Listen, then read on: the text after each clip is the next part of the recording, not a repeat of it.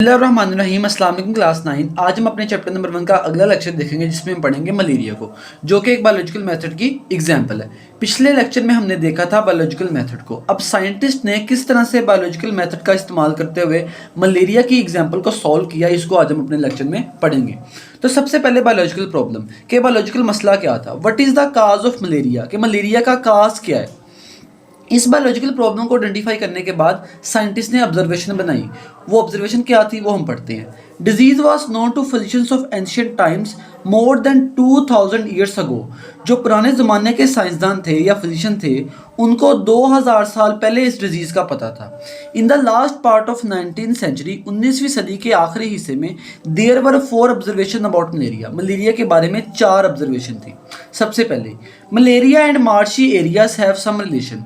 Marshy area से मुराद दलदली वाला इलाका, कीचड़ वाला इलाका। तो वो कहता है कि मलेरिया और मार्शी एरियाज के दरमियान कोई ना कोई रिलेशन था। इसके बाद second observation, quinine. Quinine is an effective drug for treating malaria. ये जो क्विनीन है, ये एक दरख्त की छाल से ऑब्टेन होती है। उस दरख्त का नाम है सिनकोना, या उसको चिनकोना भी पढ़ते हैं। तो जो क्विनीन है, ये मलेरिया को ट्रीट करने के लिए एक मौसर ड्रग थी। इसके बाद quinine is the only remedy from 17 to 20th century. 17वीं सदी से लेकर 20वीं सदी के दरमियान सिर्फ क्विनीन ही एक मौसर इलाज था मलेरिया का। इसके बाद हमारे पास third observation, drinking the water of marshy areas does not cause malaria.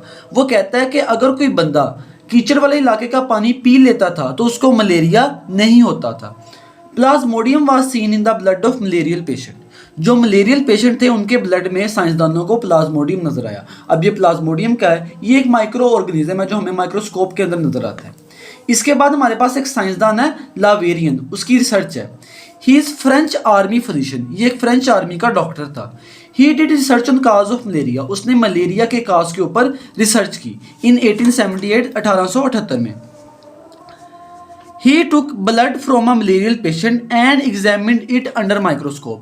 उसने एक मलेरियल पेशेंट का ब्लड लिया और उसको माइक्रोस्कोप के अंदर एग्जामिन किया, देखा, ऑब्जर्व किया।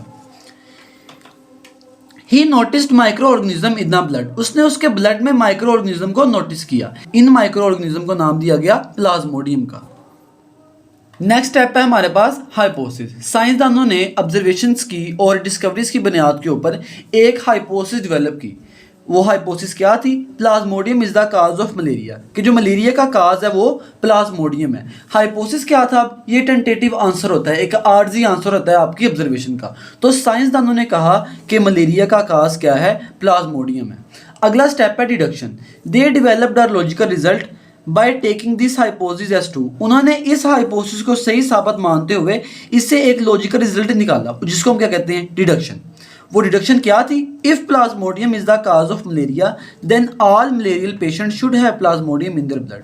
उन्होंने कहा कि अगर प्लाज्मोडियम मलेरिया का काज है, प्लाज्मोडियम की वजह से मलेरिया होता है, तो जितने भी मलेरियल पेशेंट हैं उन सब के ब्लड में प्लाज्मोडियम जरूर होना चाहिए। अब जारी सी बात है, अगर किसी बंदे को मलेरिया हुआ है तो हमने कहा है कि प्लाज्मोडियम उसका काज है, तो जब तक उसके ब्लड में प्लाज्मोडियम नहीं होगा तब तक उसका मलेरिया नहीं होगा। तो जितने भी मलेरियल पेशेंट थे उनके ब्लड में प्लाज्मोडियम का होना जरूरी था इस हाइपोथेसिस को सही साबित करने के लिए। नेक्स्ट स्टेप है हमारे पास experiment and results. For testing of deduction, अपनी डिडक्शन को टेस्ट करने के लिए बायोलॉजिस्ट परफॉर्म एक्सपेरिमेंट। जो बायोलॉजिस्ट थे उन्होंने तजर्बे परफॉर्म किए। They examined the blood samples of 100 malarial and 100 healthy persons under microscope. उन्होंने तकरीबन 100 मलेरियल और 100 हेल्दी पर्सन्स के ब्लड को माइक्रोस्कोप के अंदर देखा।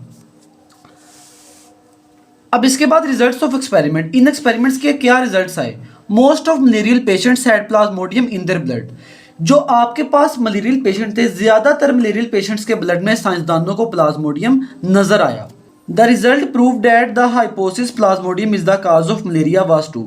ये जो रिजल्ट आया कि बहुत सारे मलेरियल पेशेंट्स के ब्लड में क्या था, प्लाज्मोडियम था, इसने इस हाइपोथेसिस को सही साबित कर दिया। वो हाइपोथेसिस क्या थी कि प्लाज्मोडियम काज है किसका, मलेरिया का।